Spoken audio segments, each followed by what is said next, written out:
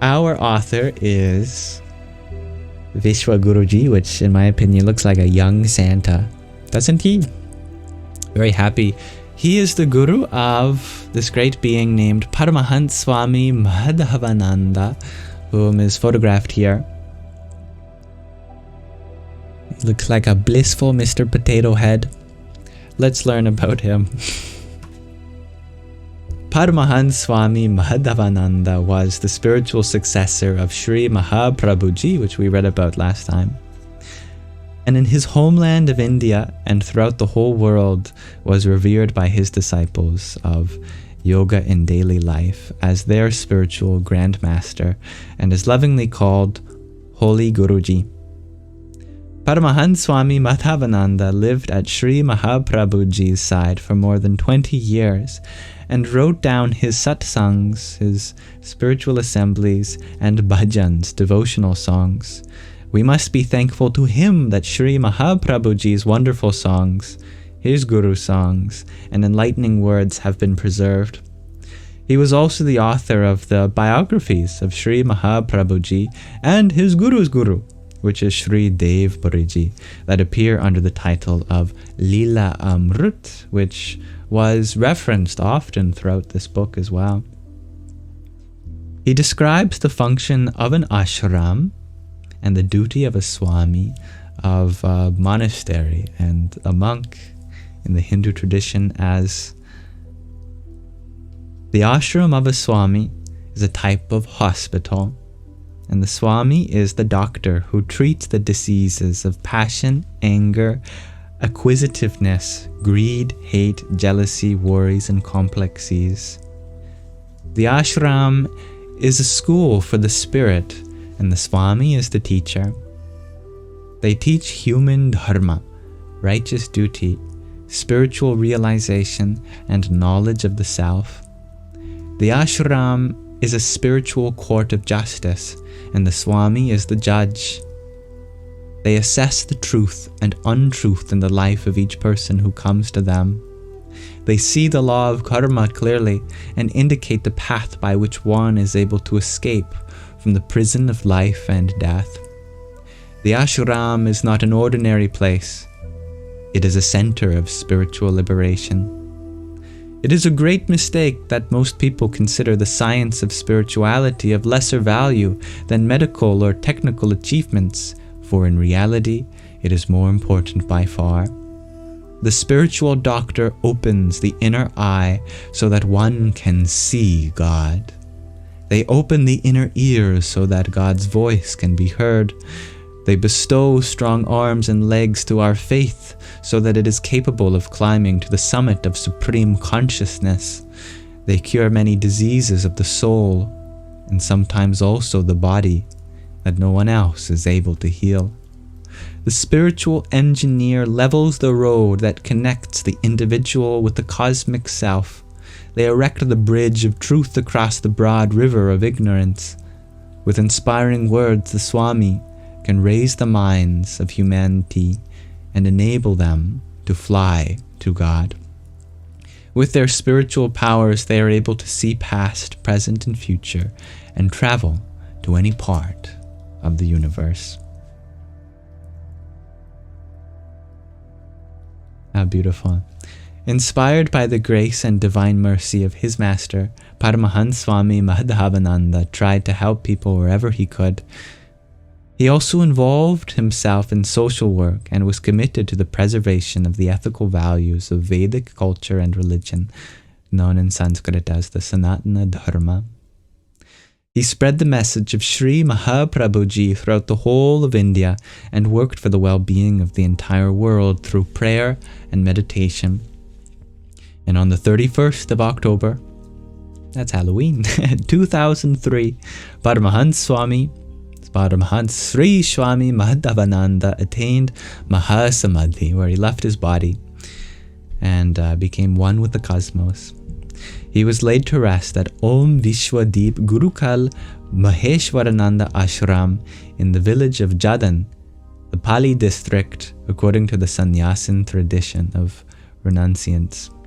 More than 50,000 devotees paid their respects throughout the traditional period of mourning in the presence of thousands of sadhus, spiritual seekers, sannyasins, monks, and His Holiness Shankaracharya Ji of Sumeru Peeth. And with that, we have now learned about the tradition, the Guru Parampara, of which our author resides. Finally, a little bit about our author.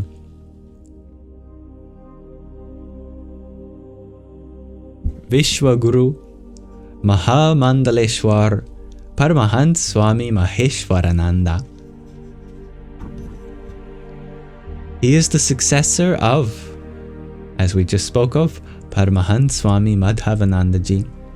He has lived in Vienna since 1972, where he founded the International Shri Deep Madhavananda Ashram, and the first of the Yoga in Daily Life societies, which was soon followed by numerous sister societies worldwide.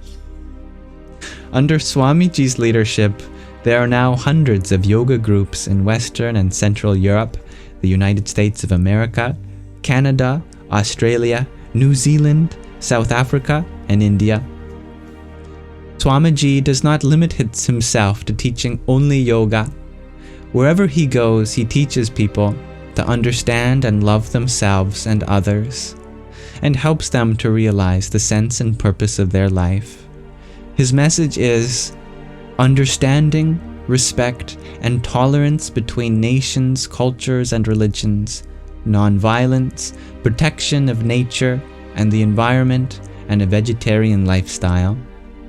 In this homeland of India, he has initiated several humanitarian projects in the health and educational systems, such as the Jnana Putra project that supports the children of impoverished families, and in this way enables their attendance at school.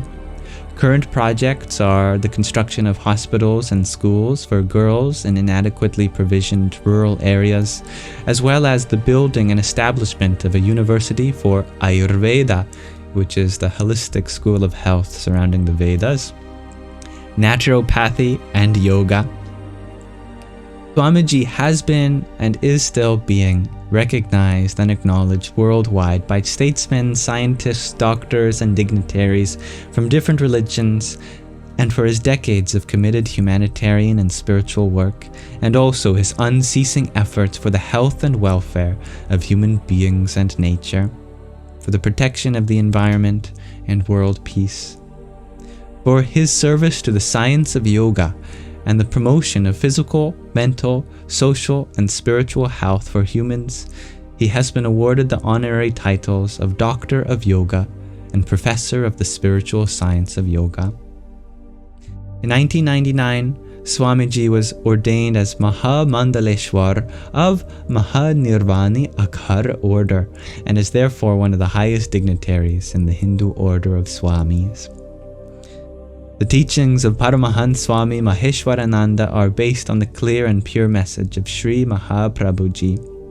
Spiritual teachers and yoga aspirants are led towards self-realization in accordance with the spirit of his teachings and of Bhagwan Sri Deep Narayan Mahaprabhuji in his guidance. So thank you for listening, everyone. We've now officially concluded this book. There are just some appendices which have some tables concerning cosmology according to yoga. I won't read through them, but I will hold them up to the screen in case you wanted to take a screenshot them or look back at the recording, which I will upload. Just gotta make sure I get it in frame for you. This is the first table, which concerns what exactly? Overview of the attributes of the chakras, and maybe it would fit better this way, even though it's on an angle. Probably more HD. You just have to turn your devices. There's this table too. I'm showing you all this for the sake of completion. In case you were curious about some of these subtler topics.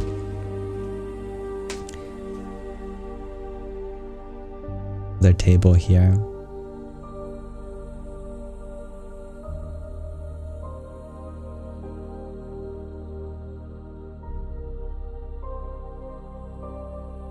So that those who watch the recording of this may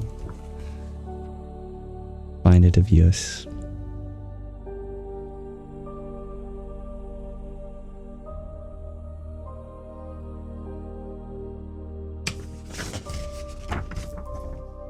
Alright, we will be starting a new book next time, but thank you, dear Ushabai, for sending this lovely book from your Guruji. I am very grateful that we got to read such an auspicious text straight from an authentic lineage of yogis of the Himalayas. I love exploring such traditions. And thank you everyone for coming along with me on the journey to uncover the hidden power in humans on the subject of chakras and Kundalini. Namaste.